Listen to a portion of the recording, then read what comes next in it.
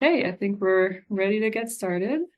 My name is Matilda Reckford, and I work for the EHLS program at the Center for Applied Linguistics. And I'm joined today by Maria. Hi, everyone. I'm Maria Mariani, and I am at Georgetown University. I am the program manager and the director of recruitment for the EHLS program. And I'm very proud to say that I've been with the program for 20 years, almost the entire length of the program. And it's such a great place to be. Welcome today. And we're also joined by Hillary. Hi, everyone. My name is Hilary Robertson Collado. I am Associate Director for DoD Programs at the Institute of International Education, or IIE, and I am also excited to be here today and to hear from all of you. And we're also joined by our special guest, Ban, who is an alumni of our program.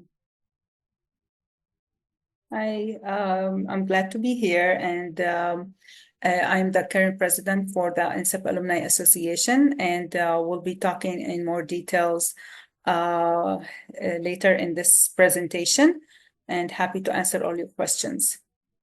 Thank you. Yeah, we're looking forward to that. So just before we dive into the Q&A, we'll do a brief program background.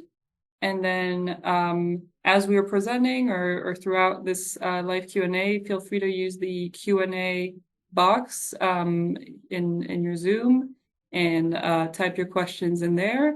And if you also want to raise your hand and we can unmute you and you can ask questions live as well. So I'll pass it over to Maria. Okay, so let's take a look at the program. An intro to EHLS. EHLS is a scholarship program with a focus on professional English communication skills and career skills. The program trains advanced speakers of English to be effective communicators and strong candidates for federal jobs. It's hosted by Georgetown University in Washington, D.C. Every scholar admitted to the program receives a full scholarship funded by the federal government. The program is 8 months in length. The first 6 months are full-time on the Georgetown University downtown campus. The final 2 months are part-time, conducted online. Participants are native speakers of critical languages who have a strong interest in public service. EHLS scholars come from diverse cultural, educational, and professional background, but they are united by an interest in and a commitment to public service. So let's take a look at the background of our program. So why EHLS? EHLS was established because critical language skills are in high demand in the U.S. government. There are other government-sponsored programs to teach critical languages to native English speakers, but this is the only program designed to prepare individuals with native language knowledge of critical languages for the federal workplace. So a brief background on the organizations and the history of EHLS. So EHLS is a partnership among 4 organizations. The Defense Language and National Security Education Office, DELENCIO, I know that's a mouthful, funds the program.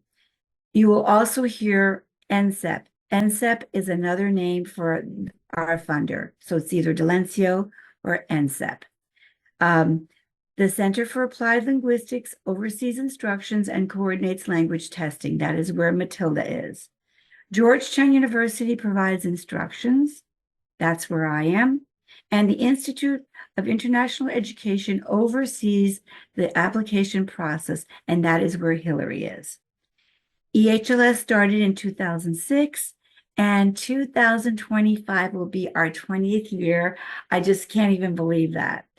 It's very exciting, and it'll be an exciting cohort to be part of this 20th year celebration.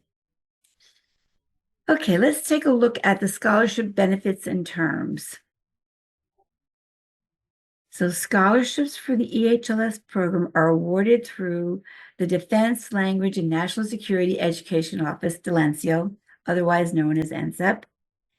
Each scholarship provides full tuition and fees for the 8-month academic program, in addition to a living stipend, $3,600 per month during the first 6 months, and then $1,200 per month during the last 2 months when it's online.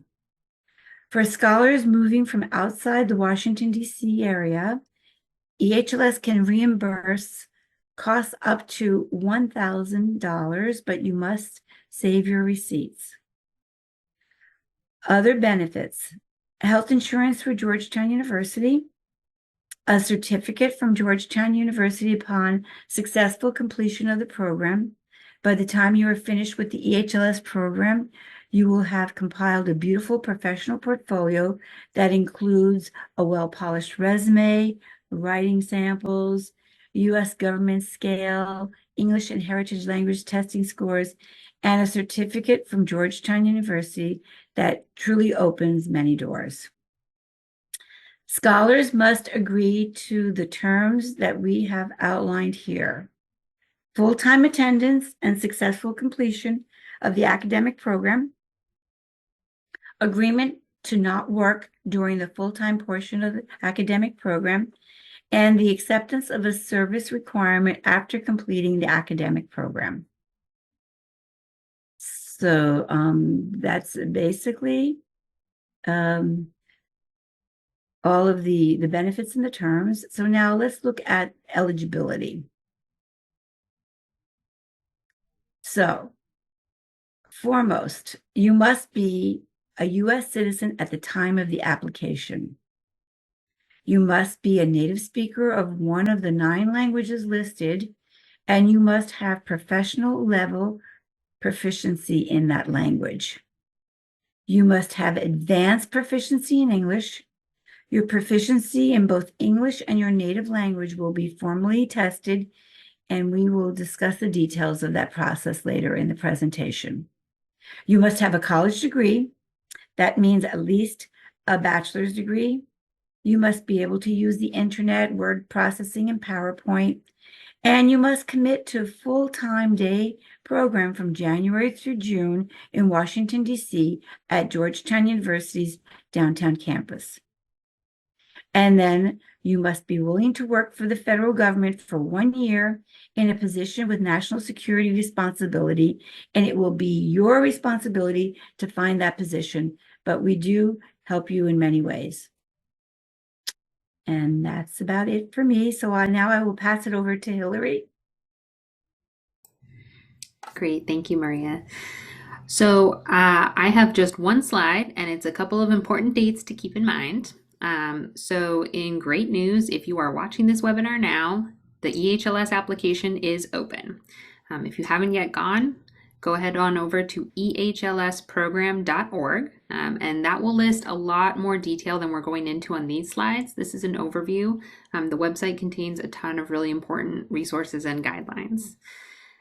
The application for this year is due on Tuesday, June 18th at 5 p.m. Eastern Time. So for our folks who are in other time zones or elsewhere in this world, it is still 5 p.m., not your time, Eastern Time. I just want to emphasize that part. And this is a Tuesday, so it's a Tuesday, June 18th.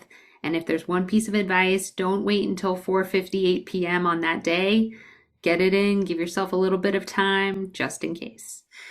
For those who submit an application, you will be required to complete an OPI test. And I see we have a question about it already, an OPI test in English. We need you to complete that no later than July 12th. So once you submit an application, you're going to then receive instructions about how to register for this OPI in English. And again, we ask that you complete that by July 12th at the latest. For those, again, who have submitted an application, you're going to be notified about that status in about September. So there's a little bit of time in between. We ask that you be patient. We're working through a lot of processes on our side. And then offers of admission, official offers of admission will go out to those selected awardees in November. And then the official program begins on January 6th, 2025. Thank you. Okay. that was it for the information. So I'll introduce our special guest. And then I see that we already have some questions and we'll be happy to answer them as well. I'll just introduce our scholar. So Ban Babi is a native Arabic speaker from Jordan. She successfully completed the EHLS program in August 2019, and she holds an MA in Strategic Communications from National University San Diego. In December 2019, she joined the U.S. Department of Homeland Security and served as an asylum seeker for the U.S. Citizenship and Immigration Services New York Asylum Office for 2 consecutive years. Since December 2021, she joined the Department of Treasury, and she has been serving as a sanctions licensing officer for the Office of Foreign Assets Control. Her past professional experiences include working for several U.S. organizations in retail logistics, travel management, and nonprofit immigration services. And besides her full-time job, Ban is currently the president of the National Security Education Programs, or NSEP, Alumni Association, which is a nonprofit organization led by a volunteer board of directors, and it's dedicated to empowering and advocating on behalf of all NSEP alumni. That includes EHLS alumni as well. So as we begin, I will put the focus back on our faces, and yeah, Ban, thanks again so much for joining us. And can you tell us a little bit about yourself and your career path? Yeah, of course, my pleasure. Hi again. So my name is Ban Babiye. I'm a native Arabic speaker from Jordan. I moved to the United States mid of 2011. In Jordan, I completed my bachelor's in business, and that time before that, I had a stable career in Jordan where I was running my own business as a vendor for construction and another partnership business as well in a different field, but decided to join my family here in the United States and to start over my career life here. Even though my English language skills were very good at that time when I came here, but it was a challenge to find a job at the same professional level when I left Jordan. I always wanted to work for the government in the US, but I didn't know how, even though I applied to so many federal jobs, but without any results.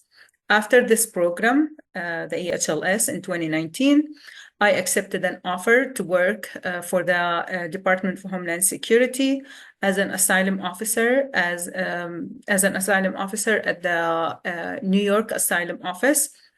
So I was open to move. I was able to relocate twice. One for the program in Washington D.C. and the second time to go back to move to Long Island in New York for the position. And 2 years later, after working with the Department of Homeland Security, I joined the Department of the Treasury and moved back to the DMV area. And that's it about my professional life, plus being the current president for the NSEP Alumni Association. And hopefully I will meet with you sometime when you join the program at your first week, and we'll present the Alumni Association to you. And then also you will see me frequently in several events, networking events. I'm happy to answer any questions as well if you have any further questions. Amazing. Yeah, one of the first questions we got was about testing. So I was wondering if maybe you could tell us a little bit about your experience with the application process and the testing process for getting into EHLS. Okay, yeah, it was an easy process actually. It just like you make the decision to sit and work on that ahead of time, be ready ahead of time, prepare for the application. And the challenging part is just like if you are a busy person, you have to sit and work on the assessments and the writing. There's like some requirements for writing, so take the time to work on that. And for that testing, the language testing, I highly recommend that you go to YouTube or TED Talk, watch lots of videos, follow up with the captions, listen, like just to have like some kind of a practice for your listening skills and for your reading skills as well. I didn't prepare that much there was actually nothing to prepare other than listening to more videos and podcasts. It's helpful, but this is in general like it's gonna show your level for speaking, writing, and other computer skills. So just like to put you in to show the level of your language skills. Awesome. And then any other tips for the application, maybe the essays or the references that you use, anything like that? Well, I was following up with the criteria to make sure that I hit all the points. So there was an attachment to the application showing all the accepted criteria and what is considered like an excellent essay. And so there were some points that you need to consider while answering or writing the essays. So it's good, it's worth it to take a look at that and follow up with those points just to make sure that you are providing a complete answer for the questions. Yeah, that's a great point. We have these selection criteria on our website, and they're here for applicants to check out and yeah, really use them as they write their essays. And then there's a question on the test for your native language. The test for my native language, it was speaking like over the phone at that time. It was over the phone. So the tester he called me, and it was just like an open conversation. And it starts with a basic question, and then it's just like followed up with follow-up questions, and just to keep the conversation going, to make sure like what's your capability of speaking of the with the native language. So it's basically like nothing you can you should prepare for. It's just like this is it's follow-up question. It's one question and follow-up questions based on like just to keep the conversation flowing. Yeah, that's a good point. It's helpful even when we're a native speaker. Sometimes we're asked a question and we just answer, yes or no, because it's not because we're not fluent in that language. It's just how we speak. But for those kinds of tests, it's actually worth kind of keep it going, keep developing your answer, and not just answering yes or no to the questions or the conversation on the phone, both in your native language and when you're doing it in English. But to follow up also on what's expected from your native language, it's an ILR level 3. And so you could also check that on the ILR website. Interagency Language Roundtable website has a description of what level 3 looks like, and you can kind of get an idea of what's expected there.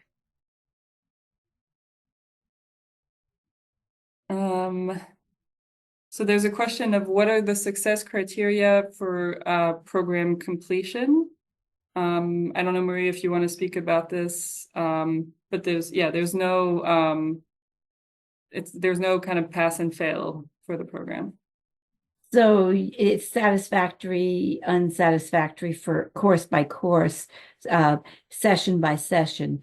And so in order for you to successfully complete the program, you need to be able to be successful in all areas. And that is in all of your courses, the reading, writing course, the speaking course, the career skills course, and the news analysis course. And there are no surprises. If you are having issues, you would know and you would be notified well in advance many times by your professors. Thank you. Yeah, Ban, is there anything from the program and the different courses that were most helpful to you in the program? Well, I would say that every part of the program and all the sessions that we were taking at that time, it was very beneficial, very helpful.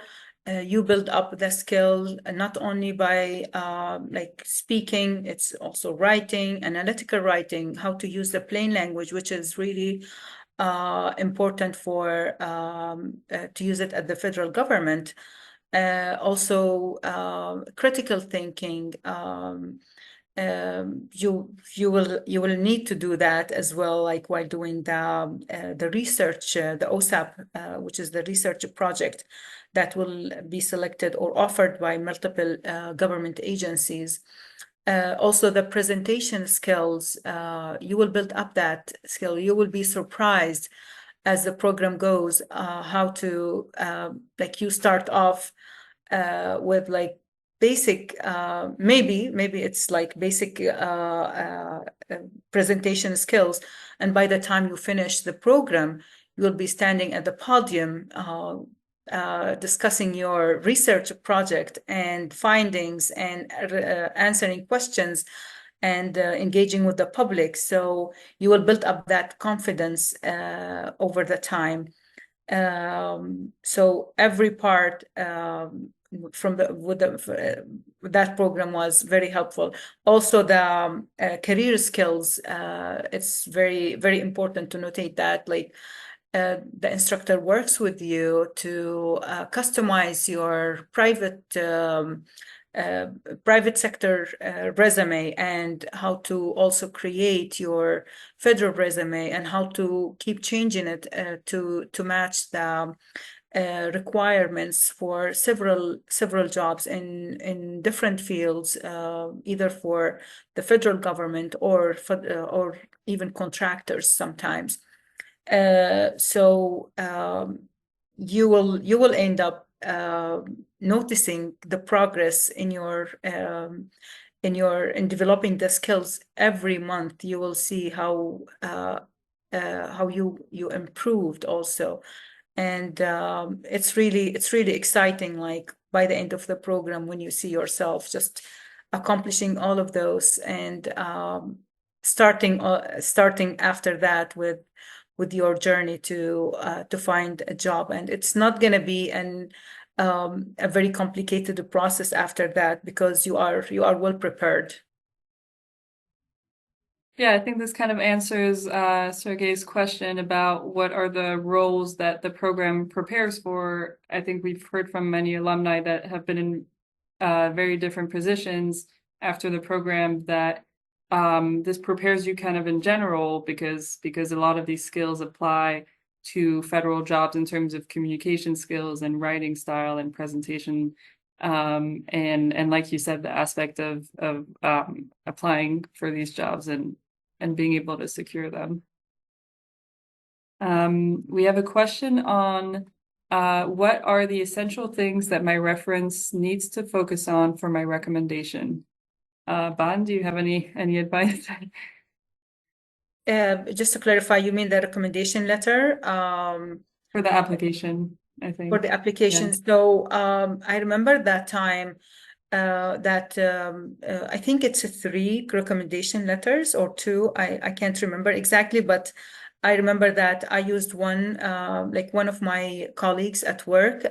She sent her a recommendation, which is like, this is for the professional, and for academics. So I reached out to one of my professors, who I continued I was in constant contact with my professors as well from my master's program.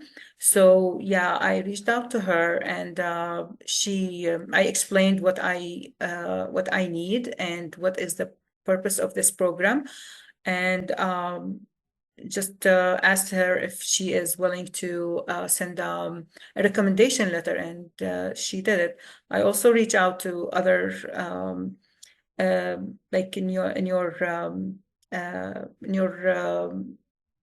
daily life, like you can use also like friends, or anyone who knows you for a long time. You can ask them if they can write a recommendation letter, but it's up to them, like what to include. But it's in general about like your capabilities and your willingness to attend this program, and to learn, and be a government employee after that.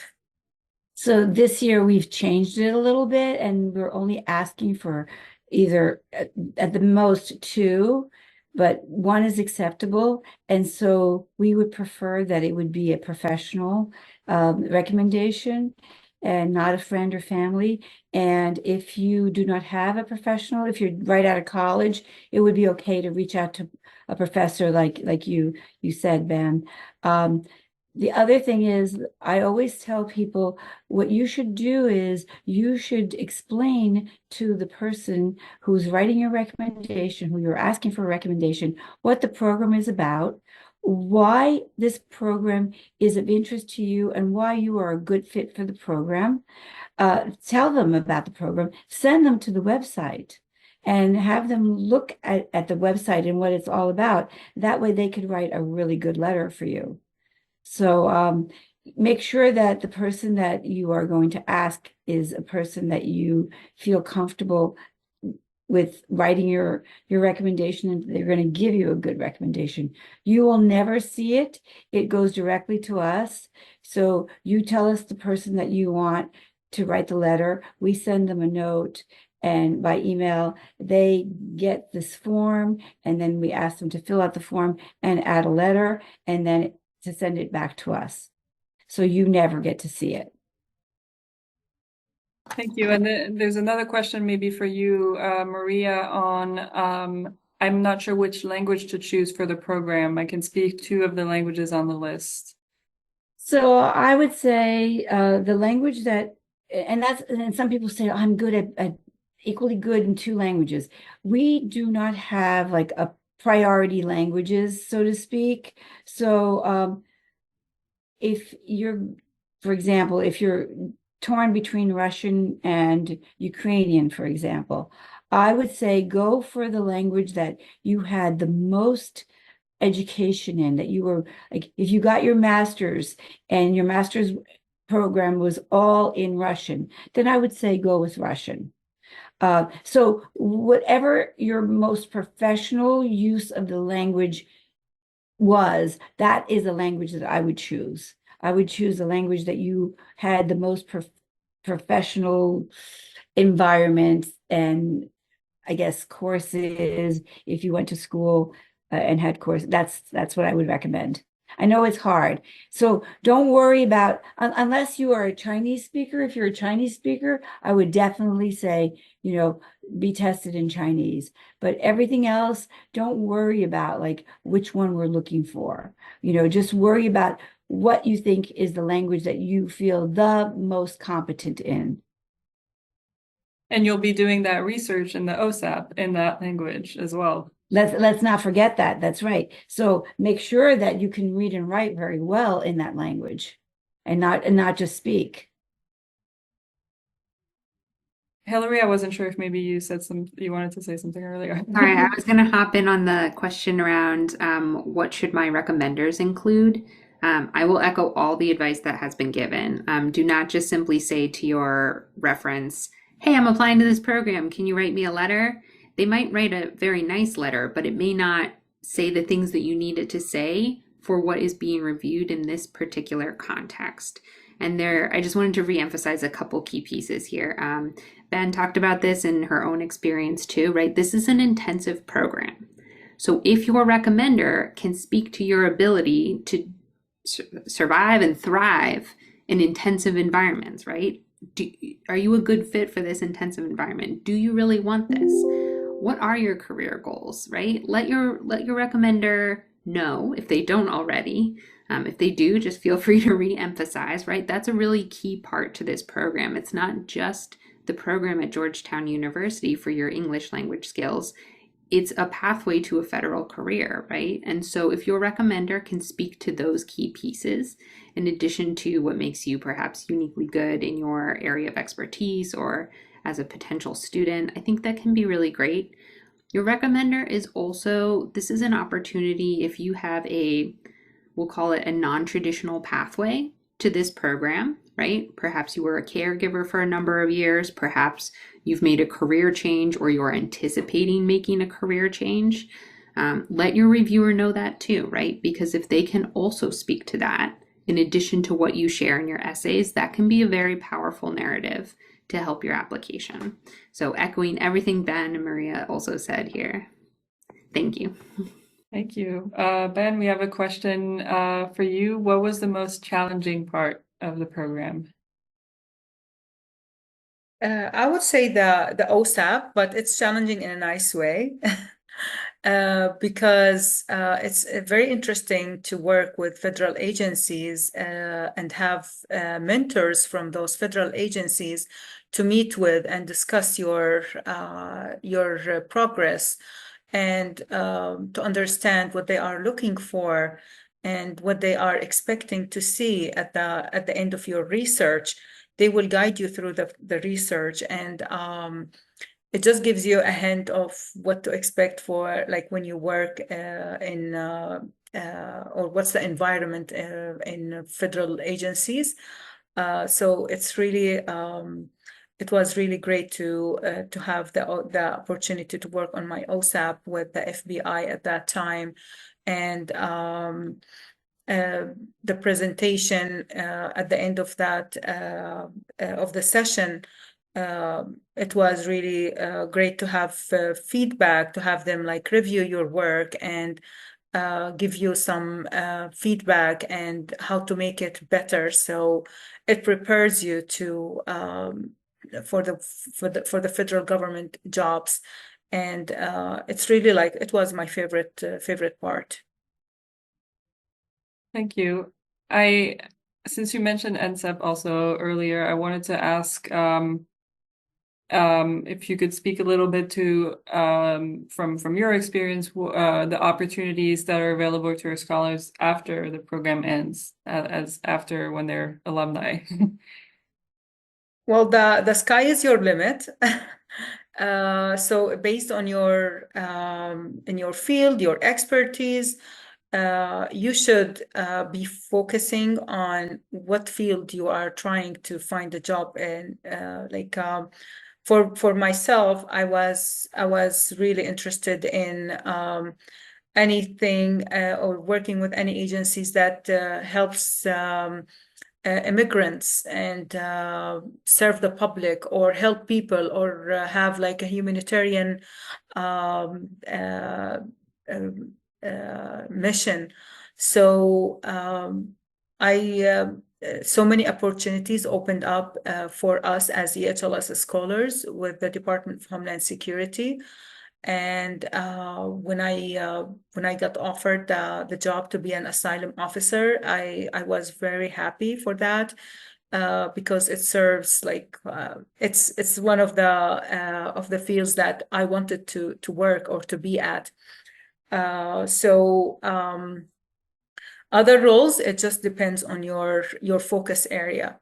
So if you want to be in as a foreign service officer with the State Department, you go for it. But there are requirements. You make sure that you meet the requirements as well. And for example, like people with engineering background, I can see a question here about engineering background. So in my cohort, there were a few engineers, and now they are working with the federal government in telecommunication with FDC.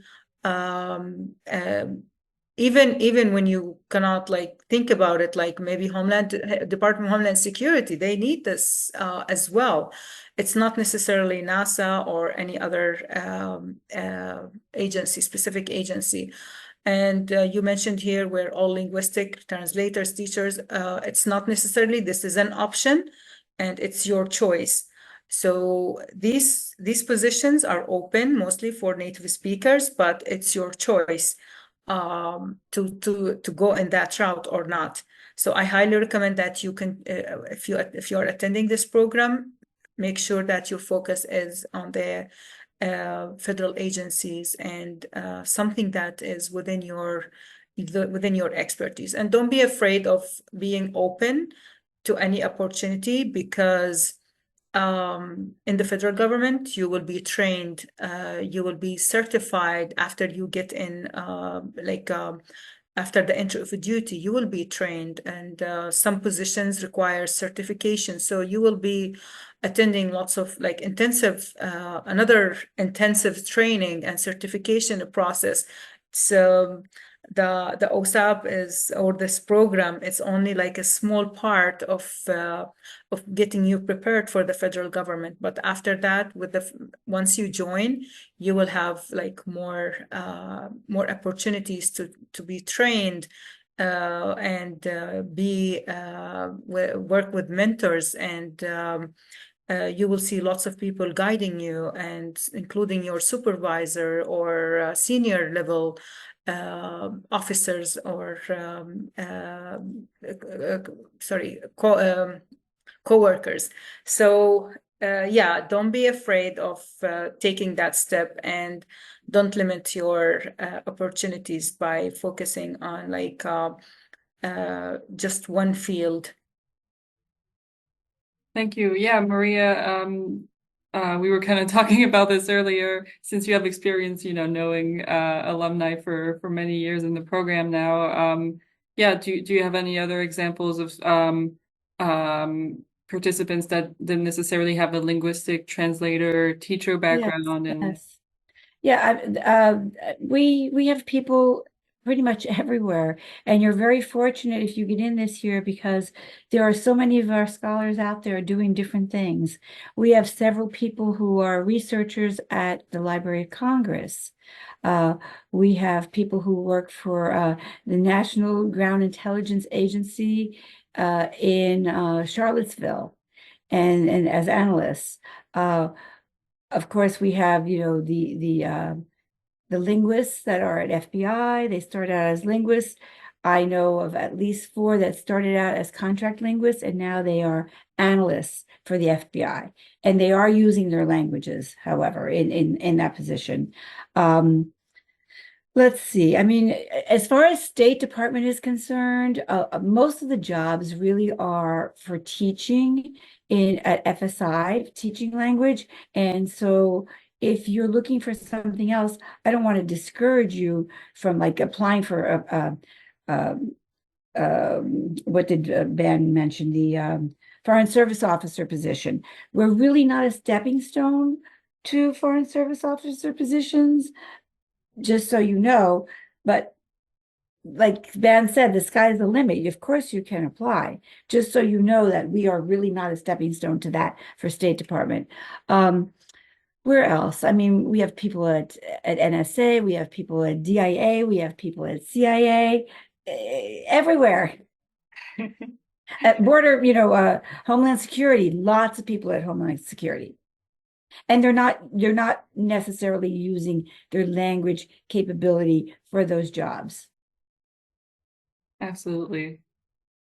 Yeah, in my current job and my previous jobs, I am not necessarily using the language skill in my position, but I use it as like voluntarily to support my coworkers in reviewing some documents, or sometimes I get assigned some to work with other agencies on on an investigation or a research, just to give them some feedback and helpful like guidance on how to proceed further, and also to translate but this is like I'm getting pulled from my responsibilities just to and get assigned to those projects. So it's not necessarily that you are using your language as the main skill or the main reason for getting hired. Thank you. Do you have any additional tips on the application process? I know we talked about this before. Yeah, any other tips on that? Ban. Just as Hillary said, don't wait until the last moment to submit your application, because sometimes, like I remember, I think I had some technical issues, and I was like, maybe 3 days ahead of like the I was actually helping my sister to apply, and she had the technical issues at that time when I was helping her. So we had to wait until the next morning to submit the application. So don't let that happen to you. Yeah, that's a great tip. We had a question that we answered in typing on accommodations in Washington, D.C. Ban, do you have any tips or any experience to share on maybe some people who are applying from out of town and what they can expect? And yeah, I moved actually for the program from Ohio, Columbus, Ohio to Virginia. I wasn't familiar with the area. I just visited Virginia in or Washington D.C. Once or twice before that, but I took that trip just to get familiar with the area, with the metro stations, availability of transportation or commuting. I did my a short list of apartment complex to see, and I was just like fortunate to be able to find an apartment complex in Alexandria, Virginia. They were at that time, it was like 10 minutes away from Van Dorn metro station, and they provided a shuttle service, free shuttle service from my apartment complex to the metro station. And then it's only one line. You don't have to sorry, yeah, from Van Dorn metro station, you just take the metro to Chinatown. It's the yellow line, so you just switch from blue line to the yellow line. The metro system is very, very easy. If you are planning to move to the area, make sure just you are close by a metro station. It will save you time. Buses are available, but it will save your time to live nearby a metro station. Also, if you are not sure about having to sign a contract, because most of the contracts here it's 1 year, and some areas nearby the university they provide 6 months rent, so you can do that. But something else to consider is Airbnb. When I moved to New York, I just booked an Airbnb for 2 weeks, and let me just get familiar with the area, and because it wasn't easy to travel to New York just to explore my options and come back. It's not an easy trip for me, so I just moved there, and I stayed in an Airbnb place, and during those 2 weeks, the first 2 weeks, I was just exploring the area, checking some living options, and then I ended up the landlord offered me to stay with them for 6 months. So I ended up just staying at the same place for 6 months, and then I just searched for another place. So at the same at the same criteria, Airbnb, and then I continued doing that because I knew that I'm going to move. So it was in the process, so I didn't want to sign a lease agreement more than 6 months ahead. Yeah, so it's very important to be close to metro stations. That's my biggest advice, or the best advice I can give you, because it's gonna save your time.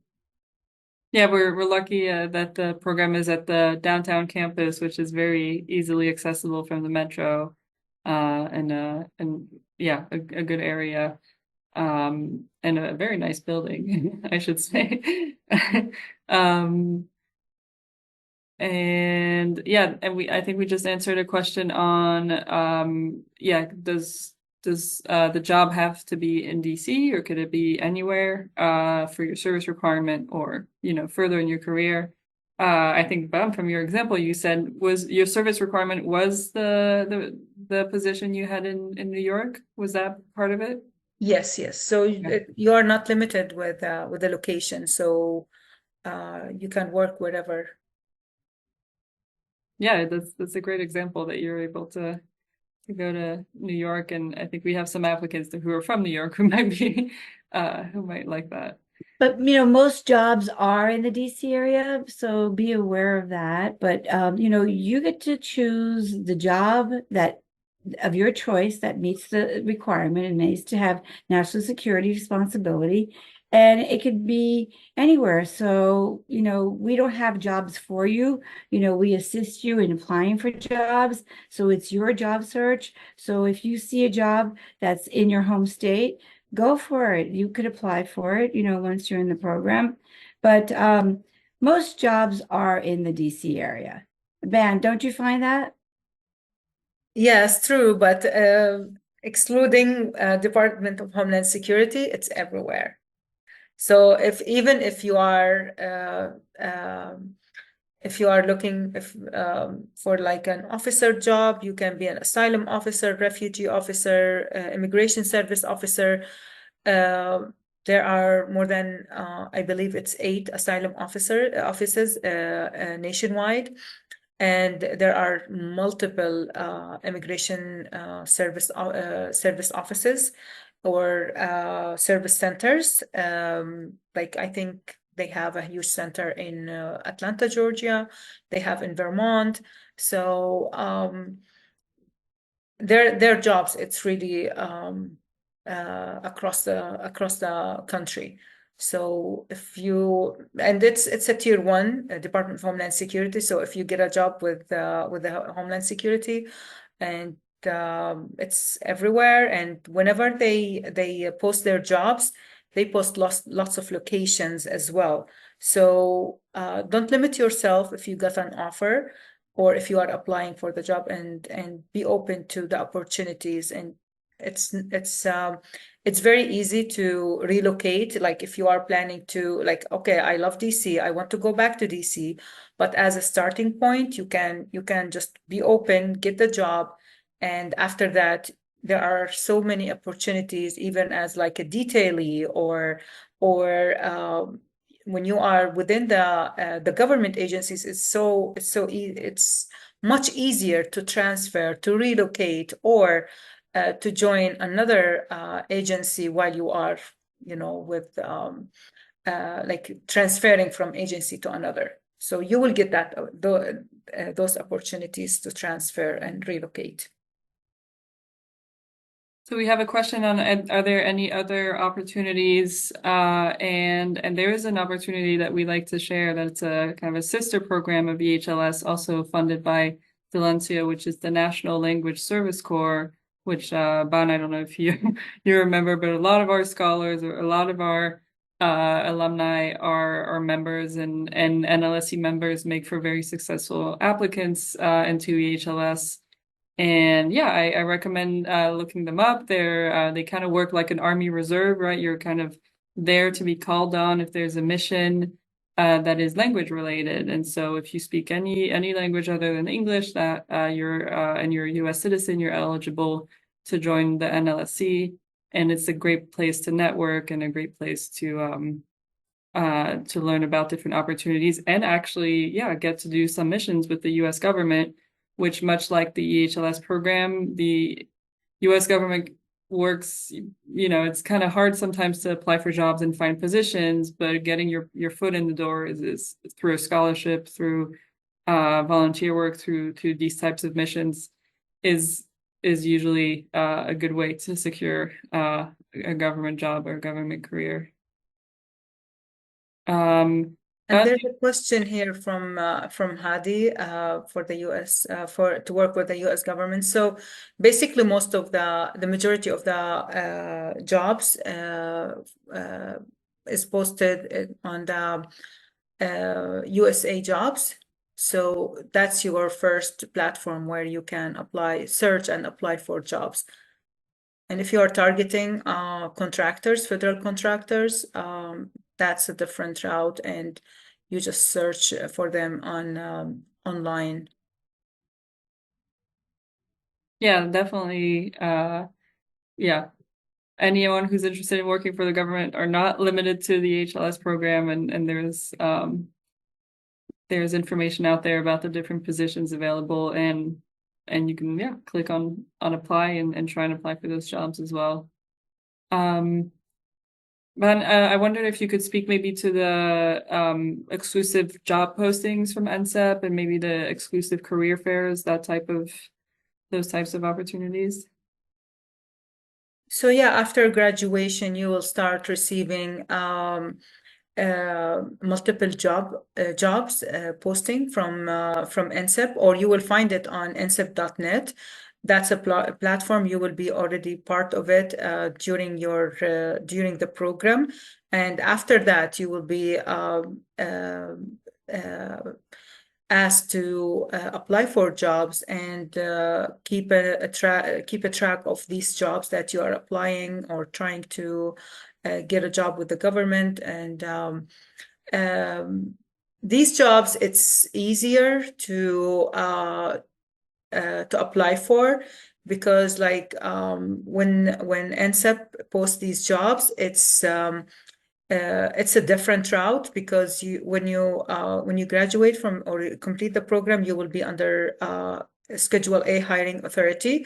So the jobs that's on that post or in that board, it's going to have a different route, and you will be connected with the hiring managers directly. So you will send your resume and a cover letter, or your NCEP graduation letter, and you will immediately get contacted if you are qualified. So you will be contacted for an interview, and then if you are qualified, you will be just receiving a conditional offer letter. Thank you. So we have a few minutes left, and I wanted to share some final information on our upcoming webinars. Also, follow us on social media and sign up to our newsletter. We're on Facebook, Instagram, Twitter, and LinkedIn. That's where you can learn about future events like this one, and just stay in touch with us. And here are our upcoming virtual events. We have a webinar tomorrow with a representative from our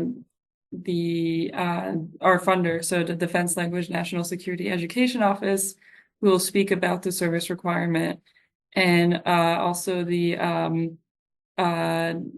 director of the program at Georgetown University School of Continuing Study, who will also talk about the schedule, a typical day, the instruction. So it will be a very detailed webinar to kind of give people an idea of the program, and then we'll have more Q&A sessions. We'll have also a webinar about applying to EHLS, where we'll go into detail about the application process and give some detailed tips. And then our general information webinar will cover also some additional details about the program, We already have recordings of the applying to EHLS and general information on our website, so feel free to check those out. But live Q&As are also great to get to speak and hear from alumni and hear other people's questions and see if that can help you as well. If you have any questions, feel free to reach out to us. Here's our contact information. You can contact Maria for any questions on Georgetown facilities, curriculum, and the schedule. You can contact me, Matilda, for any questions on language testing and OPI.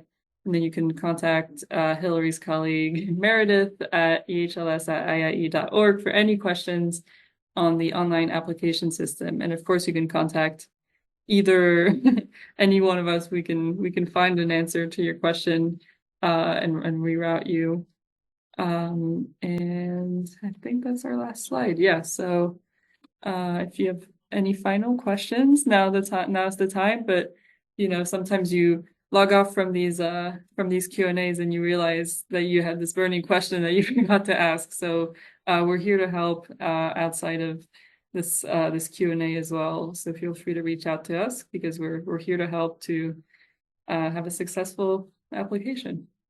I just have one last tip for applicants. If you are having financial concerns of like leaving your job, risking your job for 6 months, like studying, and then you don't know what to do after that, consider discussing with your current employer the opportunity of maybe getting an unpaid leave for 6 months, and after that, like by July 1st, I believe you can go back to your job. I did this with my job, and I returned with full benefits and without any having like any financial concerns until my employer, I explained to them, like, even if I return, it's going to be temporary until I get a federal job. And they understand, they were supporting me, and they were just grateful for having me for another after 6 months and for a short period as well. After that, until I joined the Department of Homeland Security. So if that's that solves the problem and you have that chance with your employer, go for it. But otherwise, the DMV area is full of opportunities, so you don't have to worry about finding a job and making a living here in this area. Thank you. Maria, Hillary, any final words? Now, just be mindful that if you already have a federal job, and you want to join the program, you have to officially resign and show us that you have resigned. But what Ban was talking about was other than a federal job. Thank you. I'll just say good luck to everyone, and just a friendly reminder that the application process itself, hitting submit, getting through it, is in and of itself a professional development opportunity for you. Because it really, as Ban was saying, give yourself the gift of time on those essays, think through. We want you to apply, and we want you to have the opportunity to have your application reviewed. So if you're on the fence, hit submit, give yourself that opportunity, and reach out to all of us with any questions, because as you can see, we are here to support you, and we really want you to apply and to take those opportunities. So go for it, everyone. Thank you. That's great advice. Thank you so much, Ban, for joining us. We're so happy to have had you share your experience, and we're very thankful. And thank you everyone for joining this webinar. And yeah, we hope to see you soon. Thank you. And Bye. apply. Bye. Bye-bye. Bye.